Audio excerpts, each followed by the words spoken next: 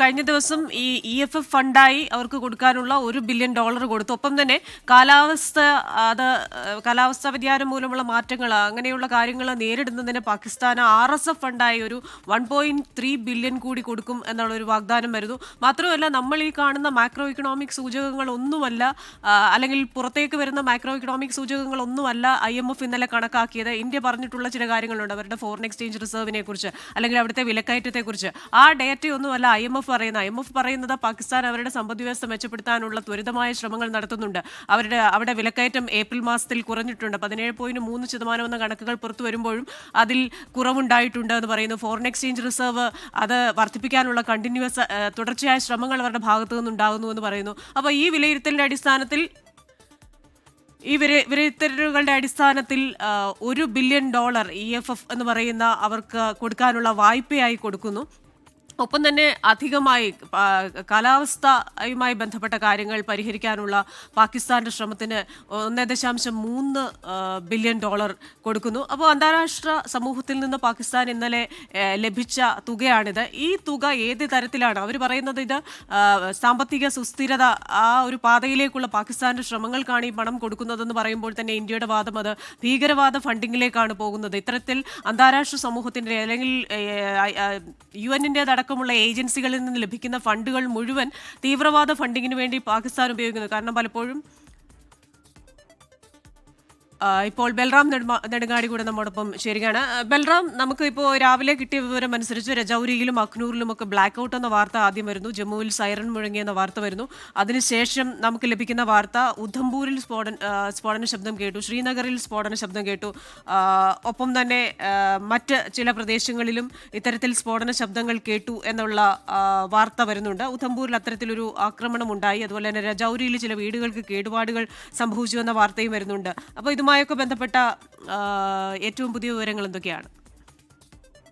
Christina, ശ്രീനഗറിൽ 3-ാം തവണയും സ്ഫോടനമുണ്ടായിരിക്കുന്നു. ഇന്ന് പുലരുമ്പോൾ രാത്രി ഇവിടെ വൈകിട്ട് 8 മണിക്ക് ബ്ലാക്ക് ഔട്ട് പ്രഖ്യാപിച്ചിരുന്നതാണ്. പിന്നീട് വൈദ്യുത പുനഃസ്ഥാപിക്കപ്പെട്ടതിന് ശേഷം അല്പനിമിഷങ്ങൾക്കകമാണ് വീണ്ടും സ്ഫോടനം ഉണ്ടായത്. തുടർച്ചയായി 2 സ്ഫോടനങ്ങൾ, ഉഗ്ര ശബ്ദത്തിലുള്ള 2 ശബ്ദങ്ങളാണ് കേട്ടത്. അതിനുശേഷം അരമണിക്കൂർ പിന്നീട് മുമ്പാണ് വീണ്ടും ഒരു അതീവ ശബ്ദത്തോടെയുള്ള മറ്റൊരു സ്ഫോടന ശബ്ദം കൂടി ശ്രീനഗറിൽ കേട്ടത്. എവിടെ എന്താണ് എന്നതുമായി ബന്ധപ്പെട്ട് ഇതുവരെയും ഔദ്യോഗികമായ യാതൊരു സ്ഥിരീകരണവുമില്ല. എന്നാൽ പക്ഷികളും മറ്റും പറന്നുയരുന്നത് നമുക്ക് കാണാൻ കഴിയും.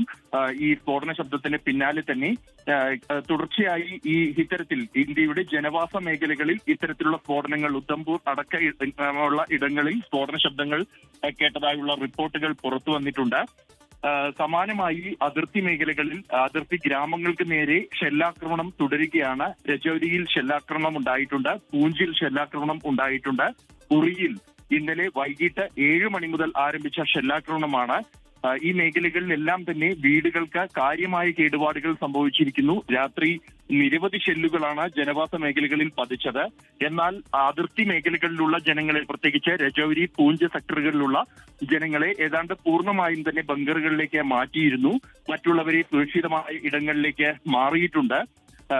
അതേസമയം ഈ ഷെല്ലുകൾ വലിയ തോതിലുള്ള ആഘാതം തന്നെ ജനവാസ മേഖലകളിൽ ഉണ്ടാക്കിയിട്ടുണ്ട് എന്നാണ് റിപ്പോർട്ടുകൾ. നിരവധി വീടുകൾ, ഒപ്പം തന്നെ കടകൾ തകർന്നു പോകുന്ന സാഹചര്യം ഉണ്ടായിരിക്കുന്നു. ഇന്നലെ രാത്രി ഉണ്ടായ ഷെല്ലാക്രമണത്തിലും